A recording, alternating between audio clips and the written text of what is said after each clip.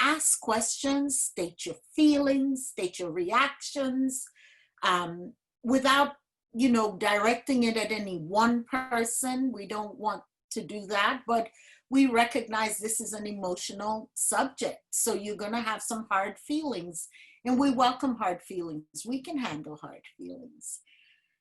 So state your reactions, take deep breaths, right? I think that's an important part of it. Take deep breaths. And after, we're going to show a clip, and then we're going to record this. So our conversation and what we're talking about in the panels will be recorded, okay? So before we begin the film, we want to acknowledge the power that this documentary holds. It's very powerful.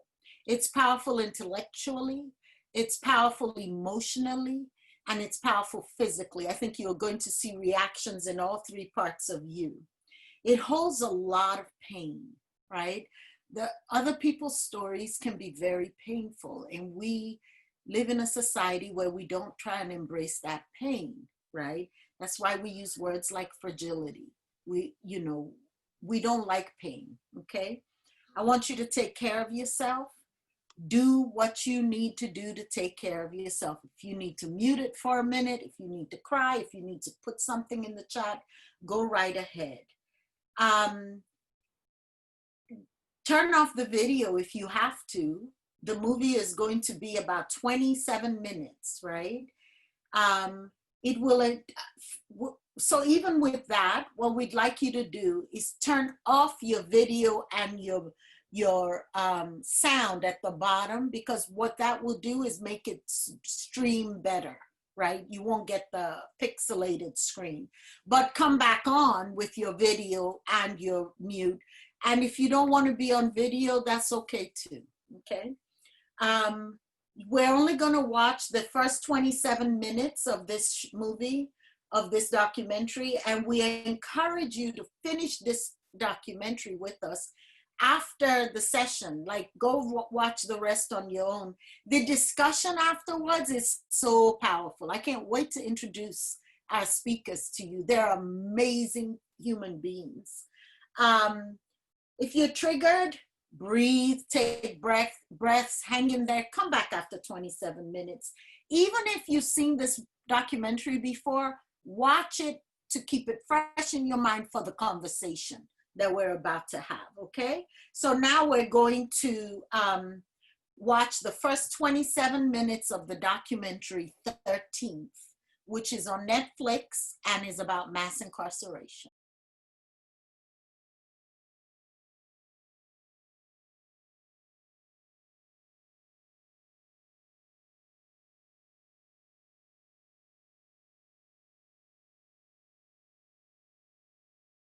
So I invite us all just to take a minute, because that is some traumatic history to watch.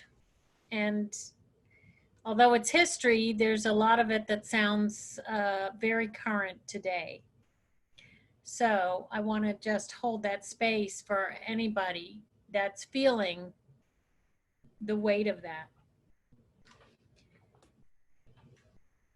I also want to say that for those of you where this is new, it's because it's not taught to us in school.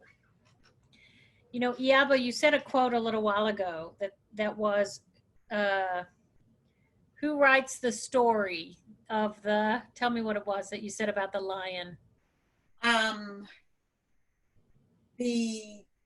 Until the lions have their own historians, the history of the hunt will always glorify the hunter. And that's a proverb by Nigerian writer Chinua Achebe.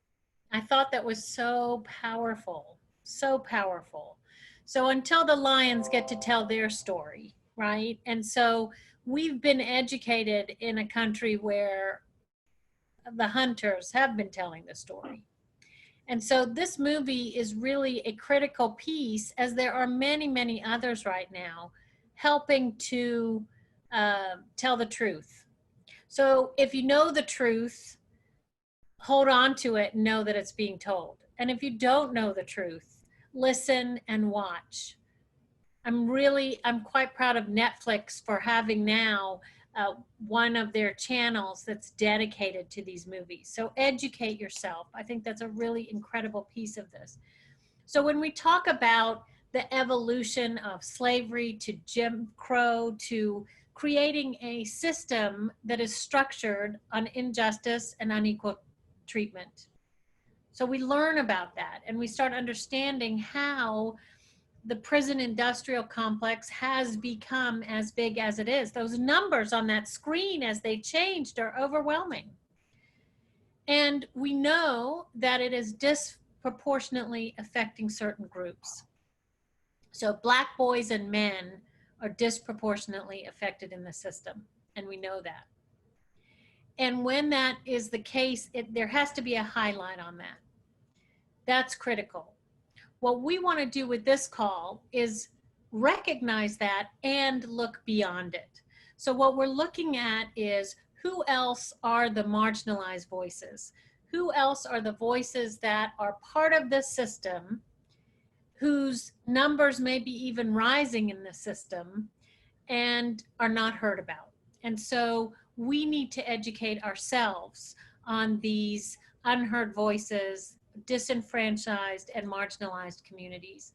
And one of this is we're going to look at communities, people with disabilities, and how that timeline has also kind of that history has come about.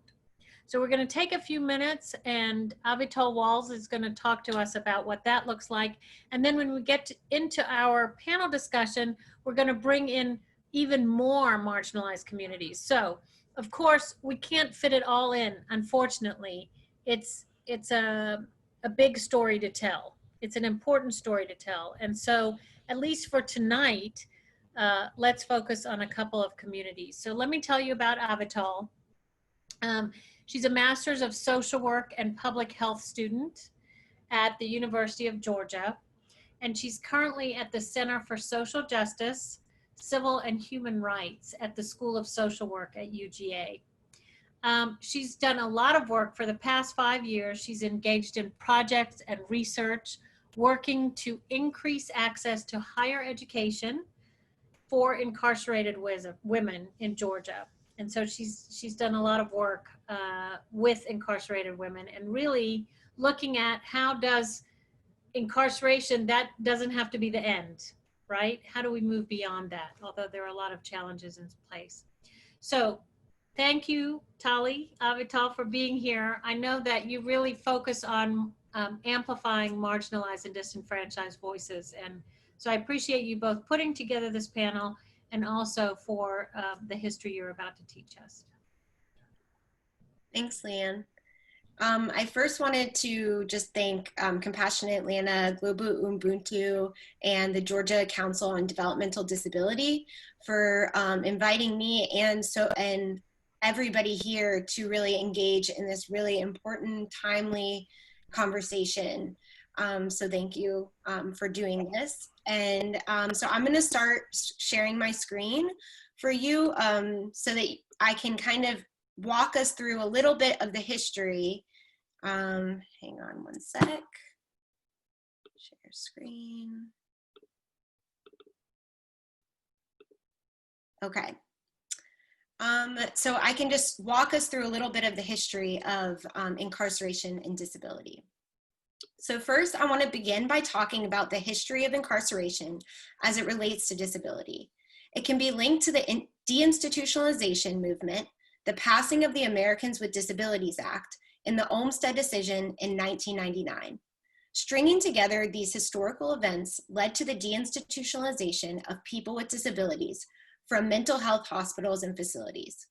The number of Americans residing in these facilities dropped from almost 600,000 in 1955 to 70,000 in 1994.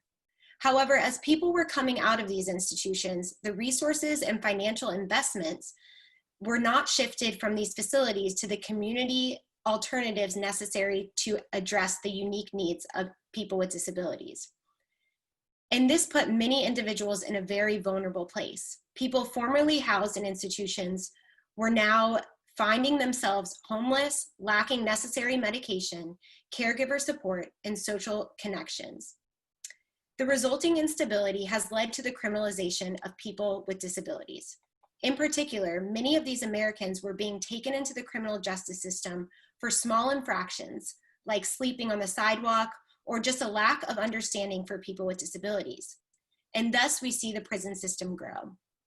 And as we know from the clip we just watched, there are many factors, specifically white supremacy, racism, and systems of oppression that contributed to the rise in mass incarceration. But as it relates to people with disabilities, there are three things that I really want to share with you. First, that people with disabilities are a large percentage of the prison and jail population.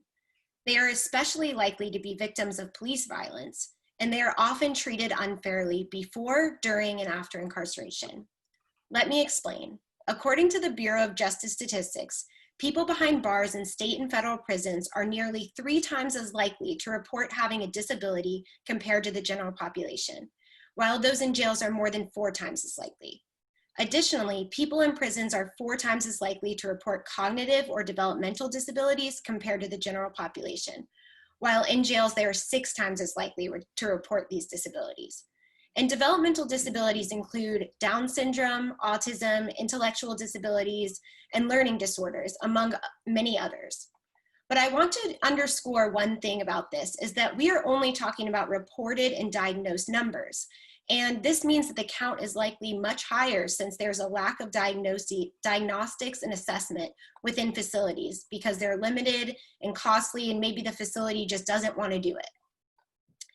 Second, people with disabilities are especially likely to be victims of police violence.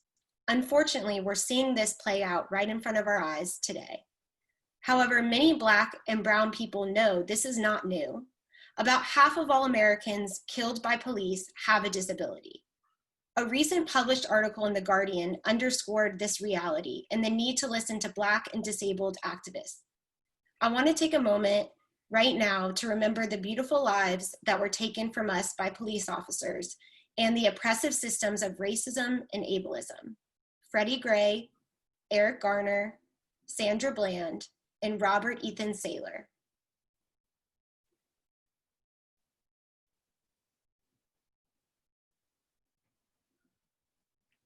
These 4 people, along with so many more, were all individuals with disabilities who were killed at the hands of police violence. Third, people with disabilities are often treated unfairly before, during, and after incarceration. As we now know, these individuals are especially vulnerable to police officers, specifically those related before and after incarceration. But while in carceral facilities, people with disabilities are often deprived of necessary medical care, needed support services, and accommodations, even though there are federal laws prohibiting this. Nevertheless, many carceral facilities actually have found loopholes to bypass these laws. And the way that they've done this is it's been documented that a person may be held in solitary confinement for their own safety because the facility doesn't want to accommodate their needs. So it's well documented how psychologically detrimental solitary confinement is for every human being. If you are still not clear about why we should abolish solitary confinement, I really do urge you to research this topic after this. Finally, while it is challenging for most everyone to re-enter society after incarceration, it may be especially difficult for people with disabilities because of the added challenges they may encounter finding stable work and housing. Now I want to shift to a few other unheard voices of mass incarceration. I will start with women. While women make up a small percentage of the overall prison and jail population in the US, they are the fastest growing demographic within these settings. There are many unheard unique stories and situations of women in prison, and while the prison and jail systems are not conducive for anyone, the unique needs of women are often overlooked when discussing incarceration. For instance, women are often deprived of feminine products and adequate women's health services during their incarceration. Another group whose voices are rarely heard around this topic are transgender people. In most states, including Georgia, transgender people are forced into facilities of the opposite gender. For instance, a transgender woman would be incarcerated in an all-male facility. As you can imagine, there are extreme psychological and physical consequences of these decisions. In a 2008-2009 National Transgender Discrimination Survey, 1 in 6 respondents have been incarcerated at any time during their life, with the rate skyrocketing to 47% among Black transgender people. Research shows us that about 1 in 10 Black transgender women were incarcerated in the previous year, approximately 10 times the rate of the general population.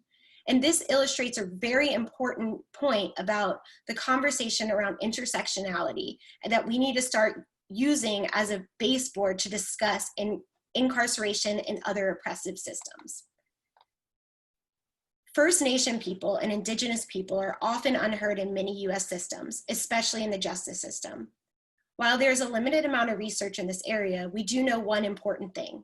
According to the Bureau of Justice Statistics, Indigenous people are incarcerated at a rate of 38% higher than the national average. And in 19 states, Indigenous people are overrepresented in the prison population compared to any other race and ethnicity. And I have another group that are often not really talked about or at least even acknowledged are the sex workers. And not only are sex workers left out of the incarceration discussion, they are also highly stigmatized and discriminated against in all areas of the justice system. And while it's difficult to know how many people are engaged in sex work that get funneled through the incarceration system, we do know that they are closely linked. And sex workers are often subjected to human rights violations and abuse within and throughout the justice process. And lastly, I want to mention people who are homeless and housing insecure as another important and very important and unheard voice. People who are housing insecure are criminalized within our society. Many of these individuals are arrested for small infractions, such as not paying citations or simply due to not having anywhere to go. After arrest, many of these people are kept in jails for unnecessarily long time due to the cash bail system. And I encourage all of you to research the money bail system and see how unjust it really is. Additionally, formerly incarcerated people are at increased risk of becoming homeless after re-entering society due to lack of resourcing for housing, job security, and social support. With that said, formerly incarcerated people are almost 10 times more likely to be homeless compared to the general population. And these rates are especially high for people who have been incarcerated more than once, people who are recently released from prison, and people of color and women. So finally, if you leave this talk learning one thing, I want you to know this. An unheard voice does not mean that a person does not have a voice. So whatever issue you're interested in tackling, whether through advocacy, voting, education, or other forms of allyship, remember that there are always voices that get drowned out by the noise. So I challenge you to pay attention to them because they may need someone to help amplify their voices so they can finally be heard. Thank you.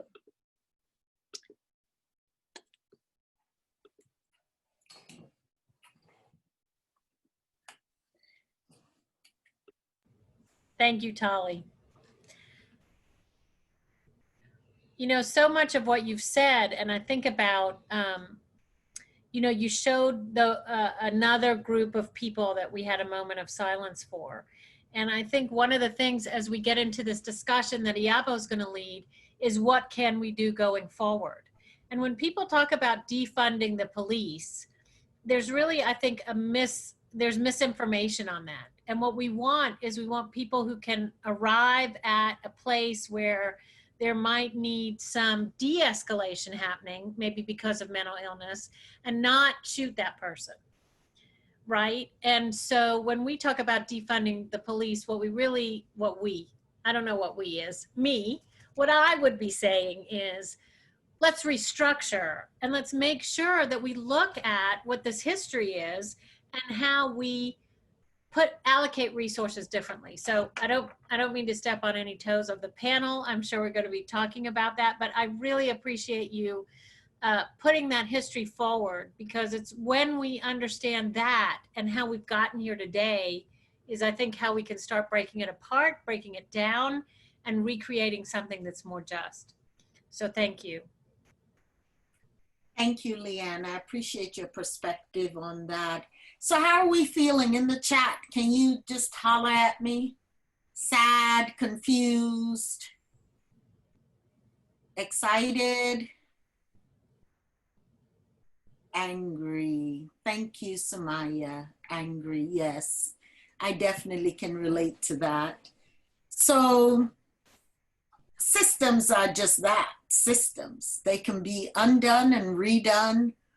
When COVID started in March, I certainly never would have thunk, since I thunk, not think, that I would in my lifetime see huge, big yellow letters on the road, 16th Avenue in DC leading up to the White House that say Black Lives Matter.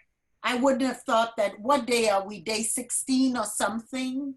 That there are protests going on nationwide. I am seminary trained. Leanne, you know, we didn't introduce ourselves as Compassionate Atlanta people. Leanne and I co-direct Compassionate Atlanta, and I used to practice law in a previous lifetime. And then I had this glorious mental health life crisis and decided to go to seminary and find God. And I found Goddess. And one of the things in seminary that I learned is how to be a chaplain, right? I never knew there was a protest chaplain. In the past 2 weeks, Compassionate Atlanta has been providing vests for protest chaplains so that they go out and they de-escalate police involvement just by the presence of their clerical garb. So I think that those are really different things, right? So when people talk about defunding the police, they defunded the police in Minneapolis, right? So some of these things, Angela Davis has been talking about defunding the police for almost 40 years, right? So the impossible has suddenly become a possibility. And so let us also in the chat box put hope in there. That's right, Margaret, hope. Lenona is excited to share. Maya says, how I'm feeling concerned about the defund the police. They're good officers who do care about their people. And you're absolutely right. There are good officers. And defund the police does not mean that we're gonna live in a society with no police department. So good police will still have jobs. They will learn to de-escalate situations. We know of a couple of really cool police officers that we like and are part of our community. Lou Dekmar over in LaGrange, and what's the other guy? Howie is another cop that's a friend of ours. We don't want them to be unemployed. Yes, there was a movement, Wendelin, about deinstitutionalizing people living with disabilities. Here in Georgia, that hospital was Milledgeville. Milledgeville doesn't even have a public transportation system. And when they closed down the Milledgeville Hospital, they said, come get your people, right? And if people didn't come and get you, they put you out the building and locked the doors to the building. And so Milledgeville developed a homeless problem when that happened. Demilitarize the police is absolutely part of defunding the police department, because the police, the police departments buy ammunition coming back from like Afghanistan and wars like that. They buy the used equipment. That's part of what we're saying when we say defund the police. So thank you for that. Now, I want us to talk about our panelists. We know we have many questions. This is a conversation that changes the world, y'all. Now put that in there, engage. Yes, Thomas, Tally was amazing. I'm so proud you're working with us on this project. So I want to tell you about our panelists, okay? First, we have Pearl Stiles, the beautiful Pearl. Pearl is the outreach coordinator for Legenda Inc., a Black trans organization in the Metro Atlanta area, which serves the homeless, people with mental illness, sex workers, and people with HIV/AIDS. The organization also helps transgender people with name changes and provides them with other resources that keep the community connected. Pearl is a recovering addict for over 13 years. At one point, she was unsheltered, AKA homeless, but she continues her advocacy work around HIV and mental health. Pearl believes that if you keep it simple and trust in God, you can't go wrong. Thank you, Pearl. And hold on, Pearl. I hope you put your contact information in the chat, Pearl, so we get to know you and love on you. And thank you for being here. I appreciate you so much. Next, we have Lenona Lynette Jones. She is with the Calumet Park Neighborhood Association, and she's also the development director for ARC Refuge Ministries. Lenona has made it her life's mission to advocate for the underprivileged, the destitute, and the homeless. Ms. Jones is the Secretary Treasurer for the Calumet Park Neighborhood Association, Inc. in LaGrange, Georgia. I just talked about LaGrange and your Chief of Police. Ms. Jones has over 25 years of professional experience in the human resources and nonprofit management industries, working tirelessly to improve the quality of life for disenfranchised and marginalized residents in the city of LaGrange and Troup County, Georgia. About an hour down south, there's a Kia plant down there. And so there's also a Korean population in this town of about 40% Black people. I like LaGrange. Ms. Jones serves her community with compassion and determination by applying her professional and lived experiences to assist residents in the community who are homeless, transitioning back into the community from incarceration, and those who suffer from substance abuse and mental illness. Through her work with the Calumet Park Neighborhood Association, Ms. Jones partners with local community activists and organizations to create programs and services that improve the quality of life for residents who require assistance with housing, employment, education, social support services, community outreach programs. And third, we have the lovely, lovely Paige Dukes, who she has a piece of my heart. Paige is a formerly incarcerated writer, activist, abolitionist, and suffragist. She recently joined the communications staff at the Southern Center for Human Rights. She is active in raising awareness about the effects of incarceration, the need for restoration of rights and accurate media representation for incarcerated people, and amplifying the voices of incarcerated women. And Paige, if you also would put your contact information in the chat for anyone as to how they can find you. I want to also mention some criteria about a person who didn't get to make it on the call. My buddy, Stephen. Stephen and I went to seminary together, and Stephen had a family emergency and couldn't be on here. And Lenona so graciously filled in the blanks, right? But Stephen is so important that you know, because he was born with no hearing. So he's part of the deaf capital D community. And here he is, he went to seminary. He's creating ministries for the disabled community, both developmentally disabled folks and just people with different physical abilities and all kinds of disabilities. And so I want you to be aware of him and find him at the Stephen, S-T-E-P-H-E-N, at thecommunityofhope.org. Follow Community of Hope on Facebook and Twitter. He is basically a chaplain to the entire disabled community in the Metro Atlanta area. He used to be at Mount Pisgah United Methodist Church, and from what I remember, he grew the disability ministry from like 3 or 4 families to over 200 families. So a lot of people don't go to churches or houses of worship because their kid with autism or their kid with Down syndrome who may act out, or the staff at the church or house of worship don't have the ability to manage someone like that. He helps ministries with that and was very instrumental in that. And so with our panel now, if we could have our panel on the screen, I'm going to ask you a question. So this is the first question, and I'd like each of you to answer this question. And if you have questions for the panel, please put them in the chat.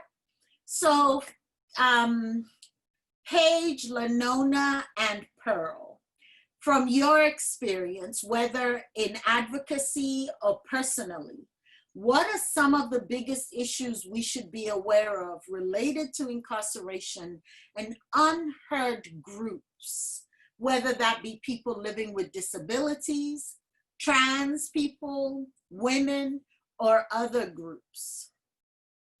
Paige? Thank you so much, Iyabo, and thank you, Tali, for your presentation. It was very informative. And this question is such a huge question because there are so many unheard voices and so many issues that are related to incarceration. I think one of the biggest that I'd like to talk about is agency. I'm really glad that Tali mentioned that it's not that people who are incarcerated don't have voices, it's just that we don't hear them because they are kept out of sight and out of mind and very cut off from the rest of the world. And as you saw in the movie, there are so many people in prison. We have created this class of sub-citizens that are really, they don't have access to the internet, they can't vote, they can't contribute in any meaningful way to society, and therefore we tend to think of them as not part of our society, and that is just not true. Some of the unheard voices that I was jotting down was the aging population. You mentioned that women are the fastest growing population, but there are also so many people who have spent their lives in prison that are aging in prison, and many who are infirm. And the language surrounding these people is another issue. And for instance, when we talk about women who are pregnant in prison, they are just part of this huge population that has been warehoused in cages and enslaved. Here in Georgia, we don't pay our incarcerated workers anything, so they're literally working for the state for free. And when women give birth, their children are taken from them because their bodies are property of the state, and they then have to go back to prison. And when we talk about them as pregnant inmates, we somehow send the message they don't deserve the same quality of care or health care as other women who are pregnant.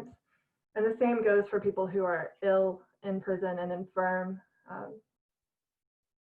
Unfortunately, even people who are granted compassionate release sometimes are not treated with compassion. Iyabo and I were just talking about a woman who died at Lee Arundel from vaginal cancer. She was not treated, and therefore her cancer was terminal. And at the Southern Center, we tried to get her a compassionate release. Over 6 months ago, they said she wasn't sick enough. And then they finally did grant her a compassionate release, but still kept her in prison for a policy they said that they had at the parole board for 90 days. And so she didn't make it. She was going to be going home this week, and she died on Friday. So just to show you, there are so many ways this violence happens inside of prisons that aren't as obvious. We tend to think of prisons as an answer to violence, but they are not an answer to violence. We still have violence in our society, even though we have an overabundance of prisons and our population in prisons. And prisons themselves foster violence. People are still victims of violence in prison in so many ways. So it's not an answer, but yet our society has been institutionalized on both sides because we tend to accept that this is the answer to violence in our society and there's no other way. And so when we use that dehumanizing language, it is just another way to reinforce that people in prison don't deserve or aren't deserving to exist in the same ways that other people are.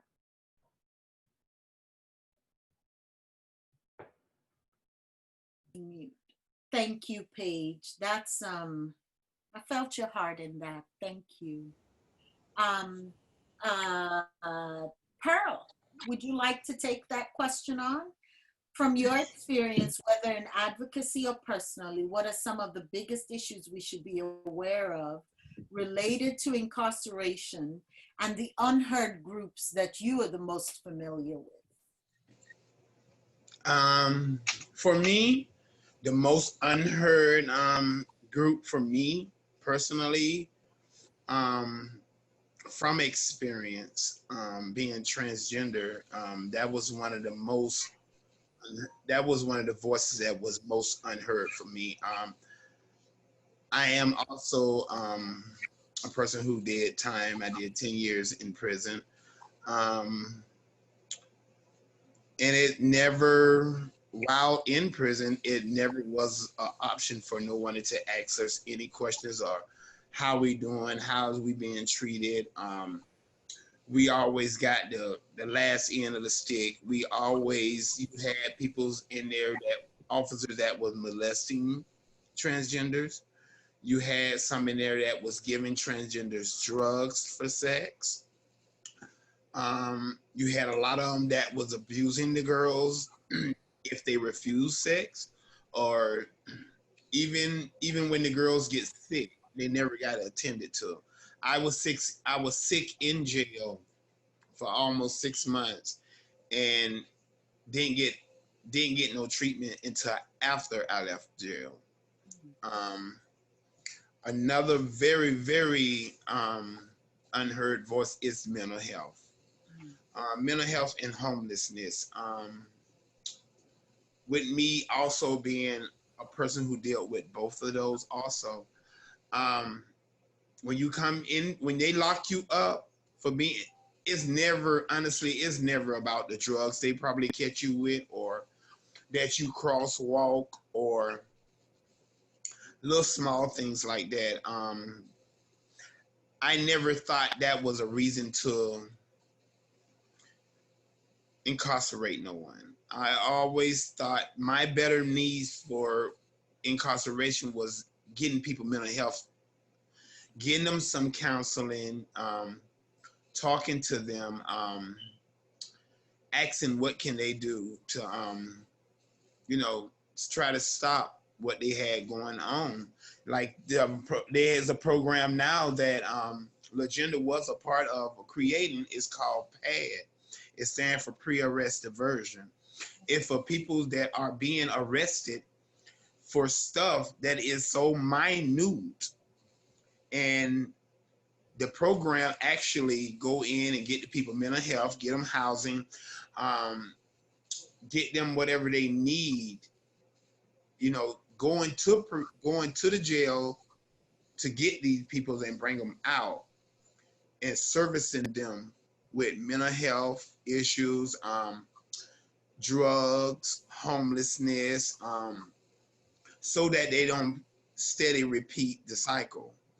I thought it was an awesome program because it did get a lot of the unheard voices to finally come out and say things about being incarcerated and how they was treated. So for me, definitely mental health, homelessness, and transgender was a big part for me, for the people that ain't being heard. There are also a lot of, like you say, a lot of people's over the age of 50 that are incarcerated, living with HIV, and sadly to say, a lot of them peoples die in jail because they're not getting treated.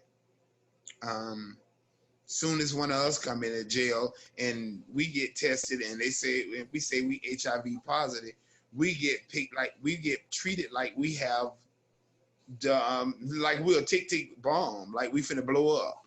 And it's sad, it's real sad that here y'all all treat us so bad, but yet y'all need us for sex, y'all need us to bring drugs in, y'all. It was so much going on in jail for the transgenders. We never had a voice in jail. We never had a voice, period, to be honest. And that's one reason I'm so thankful for Legenda, for Mama Didi for coming up with Legenda, because it really hits on the point of transgenders and how they're being treated. And I mean, for the fact that the way they're being treated now, I mean, it hasn't changed. It really hasn't. If a transgender go to jail, she's still gonna get treated. If she don't have no voice of her own to speak up or say things, which most of the girls don't, because they already feel as though their voice don't matter. But it was girls like me who stood up and say, no, you're not gonna do that to me. I'm not doing that. Okay, go ahead and put me in the box, lock me down or whatever, but I'm not doing all that. And that's when I first started doing my active advocacy. That's when I first started doing that, because I knew that I wasn't afraid to speak for what I stand for and what I believe in. And a lot of the girls that was there, by me being one of the older girls, I had to lead a way and make a path for the girls. So I was the voice back then, you know, and I never thought this what I'll be doing today, but it was the voice I had. And I think it was given to me because of what we got going on now with the transgender, because there's so many girls that ain't being heard, like the girls that being killed. I mean, that's another subject, but some of that killing come right out of jail. Mm-hmm. Some girls get so lost into themselves and not being heard, and not having nobody to say nothing for them, or even having a voice of their own, so they don't care no more. They do things to get locked up. Sometimes that's what they want, and that's sad, but that's come from not having your voice heard. Thank you. Ms. Pearl, thank you so much. I'm grateful for your words of wisdom. And if this is an inappropriate question, let me, please push back and tell me. I question how you were gendered when you were going in. So which prison were you in? I was in Florida. I was in Florida State. I was in Lake Butler. I was in Indian River. Is that a men's prison or a women's prison? Prison. It's a man prison. And and the crazy thing about it, when you coming in, you get gendered as male or by your government name, if it wasn't changed. And at the time, mine wasn't changed. I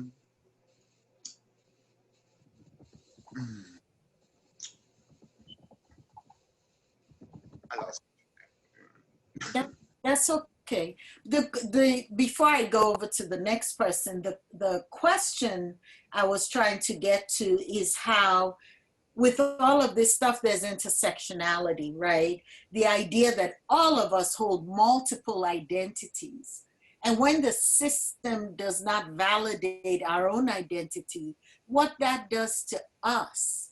You were put in physical harm, psychological harm, you were put in an exploitative position because the state did not honor your gender.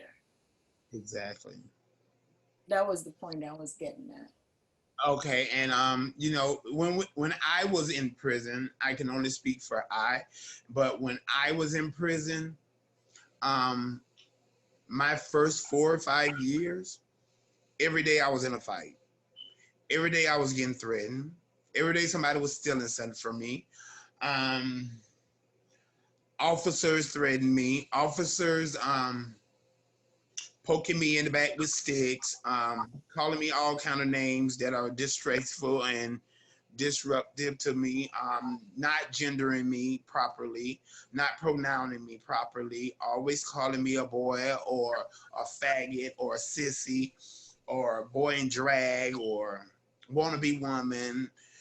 These kind of things that they constantly did to us. And I was even stabbed. I was beaten up. I had 8 staples in my head. I had 10 staples in my stomach.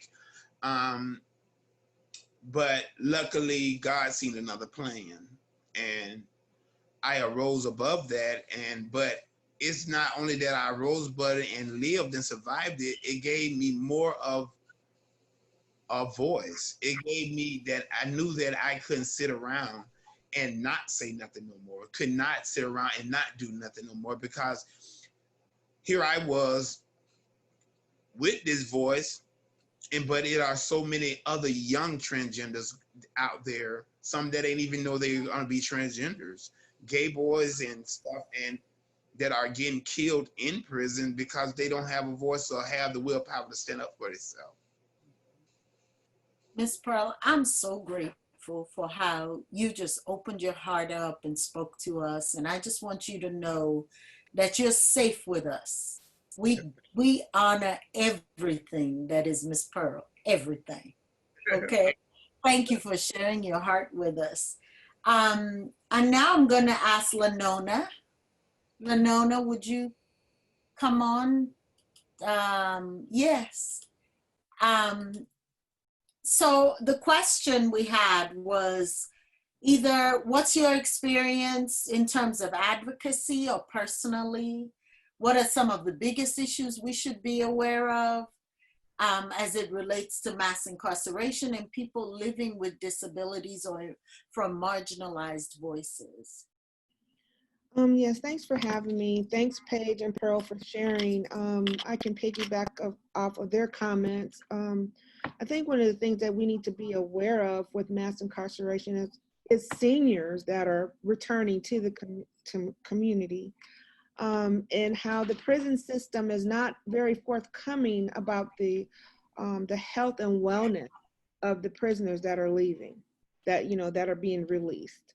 At ARC, we've had several situations where we were told by a counselor that a prisoner that was being released was fully functional, was healthy, but we get a prisoner that is in a wheelchair, that has a catheter, that has mental health issues, that has bed sores, and to our facility, which we are not, designed to take care of, but being that we have a family environment, we're loving and caring, the whole entire facility took care of this gentleman until we just really couldn't take care of him anymore.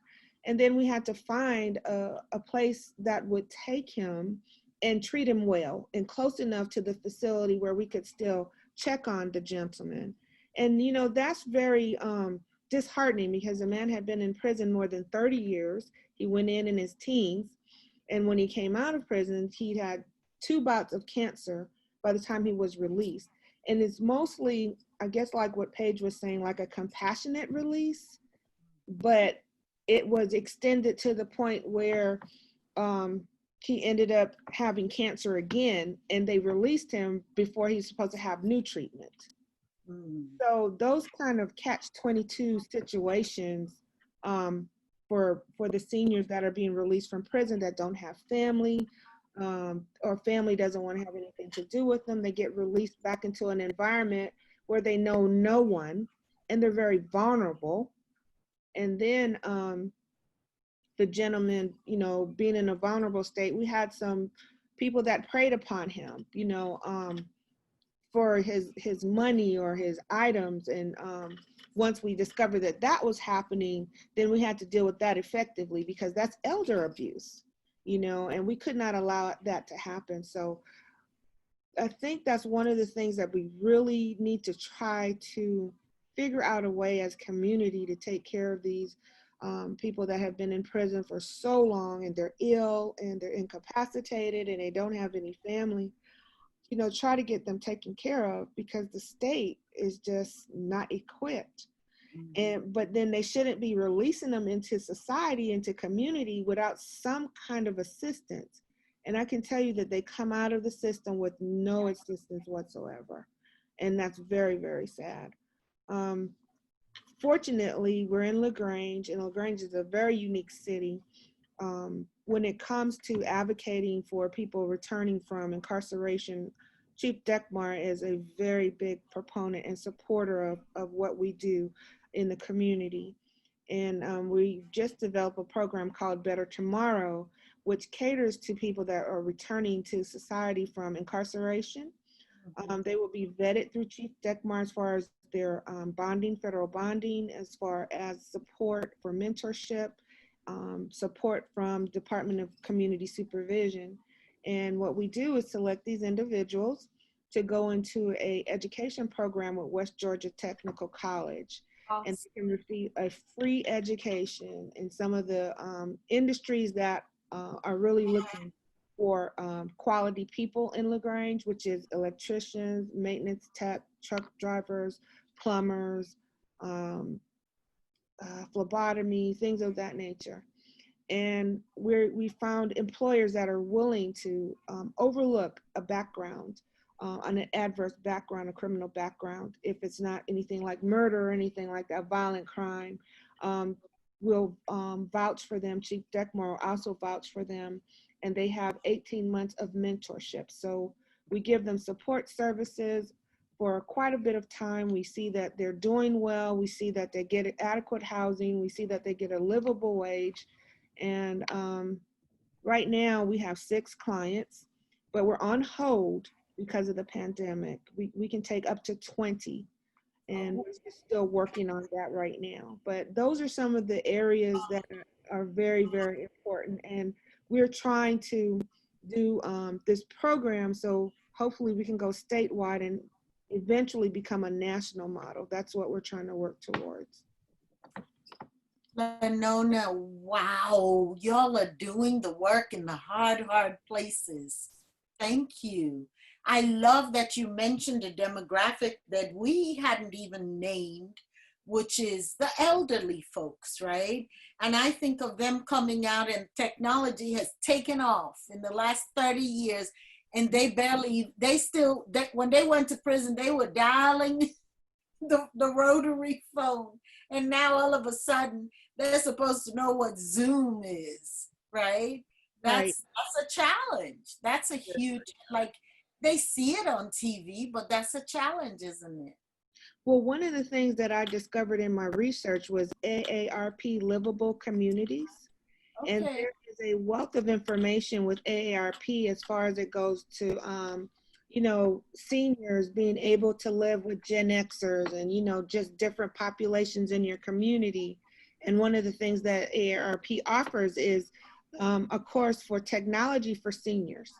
So that's one of the things we tapped into with this gentleman to help him to get, used to technology and how to use it and what the best type of device is for him, or a senior. So there's a lot of free resources out there, and AARP is one of them. I highly encourage everyone to tap into that and utilize it because it's awesome. Thank you. Thank you. Thank you. Thank you. Paige, I want you to go back to this question about intersectionality and how we hold multiple identities, and where you see that, like, what are we missing? We've named the elderly, we've named people with developmental disabilities, physical disabilities, intellectual disabilities. We've named trans beautiful bodies. We've named a bunch of things. What are we missing? We have named a lot. People with mental health problems, with cognitive disabilities, people who are queer and trans and non-conforming, people with addiction issues, people who have medical problems, people who have physical disabilities. I mean, really, in my experience, women's prison was just a hub for intersectionality because every single marginalized community you could think of, was represented in large numbers. And those that don't have a family connection to go to, I don't know how we label them, but if you don't have family to go home to, you live out your full sentence. If you can't parole to an address, you live out your full sentence. Thank you, Leanne, for mentioning the youth. I was 20 years old when I went to prison, and I received a mandatory minimum sentence of 10 years, and there are lots of young people who are going to prison for long times. even if they do have family support when they go into prison, if they have to do a life sentence, which is 30+ years here in Georgia, then by the time they get out, all of their family, whoever raised them, might be dead. And those people, even though they committed violent crimes in their youth, they still need to have services and support when they get out. And those people, those young people, you know, they don't have a lot of opportunities in prison to educate themselves. And so they do get involved in a lot of, you know, gang violence and all sorts of other forms of violence that they might have been subjected to in their youth to begin with, which might have led them to prison. And they don't, you know, prison is not a rehabilitative place, as most people know. Thank you, Tali. People with life sentences and another unheard group. Thank you. How do you teach compassion for people who have been incarcerated? How do you address people with the attitudes of what incarcerated people deserve? Kimberly, that's a beautiful question. Thomas and Life University does some work around compassion, integrity training in the prisons, right? And some of our prisons at Phillips State and Lee Arundel. Well, y'all, this has been, we could go on for another couple of hours, couldn't we? We haven't even answered all the questions. But what we do want to do is respect your time. And I wonder if Paige, Lenona, and Ms. Pearl could give us like a one-sentence takeaway to empower action with people on the call. I say call Lou Deckmer and go visit with him and sit and talk with him because he's a wonderful chief of police. Paige, Lenona, and Miss Pearl, if you just, one thing that you're thinking of, it could be ridiculous, like defund the police, which is now our term of art, right? But it's happening. Yeah, it's not so ridiculous. For me, I just want to say support efforts to re-enfranchise people, you know, restoring people's rights. And also what I was saying about language earlier, if you read an article in the newspaper and they are calling people inmates, you know, write the newspaper and tell them that you want to hear humanizing language. I mean, the only way that is going to start is if people start recognizing it and calling it out. That's brilliant. I love that one. Hire them, give them jobs. Give them jobs. That's the second one. Miss Pearl, what do you have for us? You're on mute, babe. Thank you. Hear me now? Yes.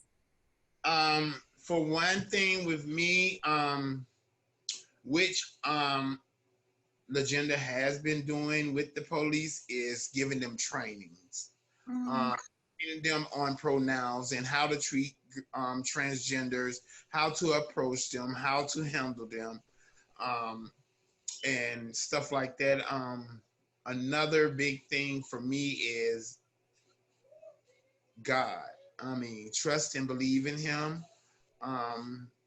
Ask for a voice, you know, from your heart, ask for a voice. That's something I constantly do, is ask for knowledge to be able to speak what my heart needs for people to hear. Another thing is the youth. I mean, the youth, I mean, it starts at home. A lot of the young trans girls and boys and gay boys and girls are being put out of their homes so early in life, and they don't have no other avenue to go to but the streets. And that's something I'm trying to get more into, because it starts with our youth. I mean, it starts with us helping our youth. And I want to get more into talking to youth and, you know, finding out what exactly is going on and how can I or any other people that are doing advocacy work can, you know what I'm saying, best, you know, help them with resources and how to get on with their life. Thank you. Ms. Pearl, you're doing such good work. I'm so grateful for you. Ms. Lenona, how about you? Well, what I'd like to say is there is strength in unity. One collective voice can do so much rather than a multitude of voices. If you want to be heard about the major issues that we're all facing, and there's, you know, a lot that we're all facing together. But one collective voice we can be heard that way, especially now during the pandemic. You know, we have a lot of people that are experiencing severe depression and anxiety.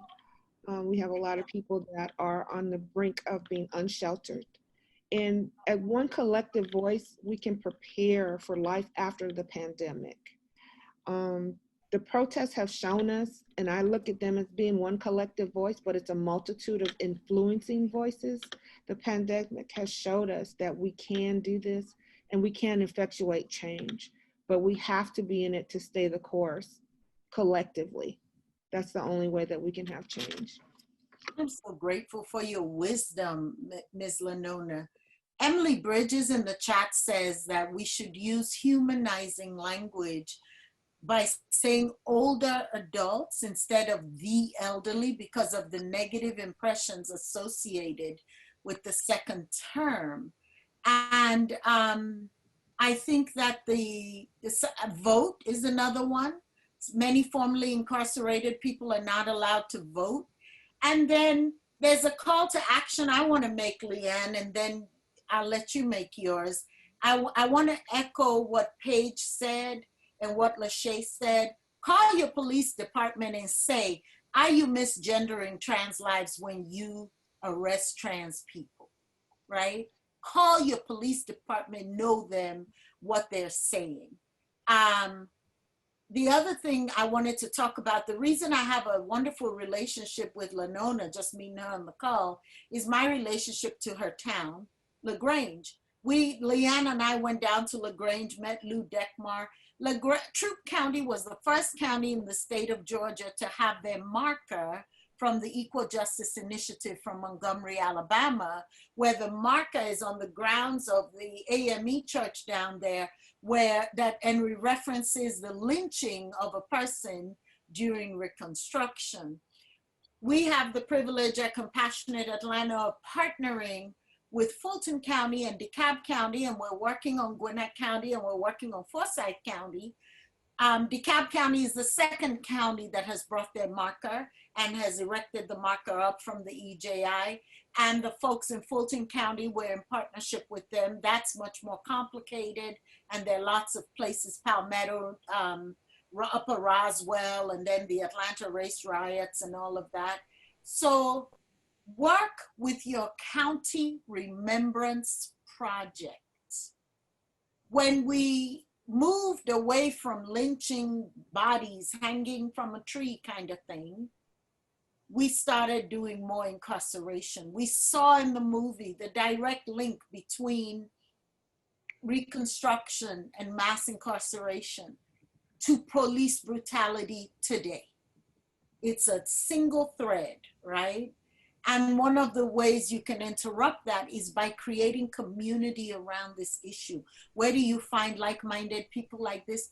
Go figure out your county's remembrance project. So if you call the EJI and say, I'm in Timbuktu County, they'll tell you, oh, this person's already working on it. Or no, we don't have anybody. Do you want to be the contact person?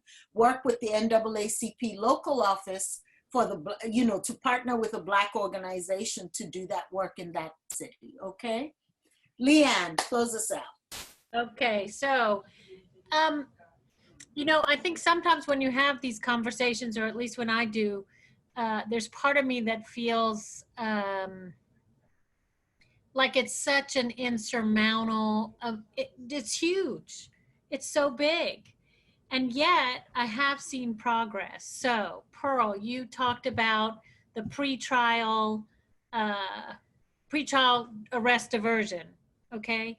It makes so much sense to work with people rather than putting them in prison. And Legender has actually worked to make this happen. So it is possible. There's Song that's also working on, and it's not just Song, Southerners on New Ground, but are working on ending money bail. If you're rich and you go to prison, then you make bail and you go home. If you're poor and you go to prison for the smallest thing, Pearl even said this. She said, crossing the street. When I jaywalk, I just look around and I go. Do I worry about getting put in prison? No. There are people that are sitting in prison because they jaywalked, because they are targeted, and because they can't make that bail. So really think about ending money bail, pre-trial diversion, or pre-arrest, is it pre-trial diversion, I think, and voting. And voting is also key, because we talk about Chief Dekmar in LaGrange, Georgia, South Georgia, a white police chief who's made incredible changes. So know who you're voting for, because when they did a Black mama's bailout, the same day in Fulton and DeKalb County, now I hope I get this right, DeKalb County bailed out 16 women. Fulton County, they bailed out 1. Nothing was different except the leadership. So your voice really does matter. And I'm so grateful to everyone who's educated us. I think we've all learned from one another. I thank you so much. If you want to stay in touch with Compassionate Atlanta, I don't know if Gunnar can put that in the box there, but info@compassionateatl.org. And you'll find out about more events like this. Thank you, Tali, for putting together such a wonderful panel and presentation. Thank you to our supporters from Global Ubuntu and Georgia Council on Developmental Disabilities. And thank you, Iyabo, for being your wonderful self, and Gunnar in behind the scenes. So have a good night, everyone, and just know that there is hope, because we are here and we can work together to make it possible. Thanks, everybody. Peace.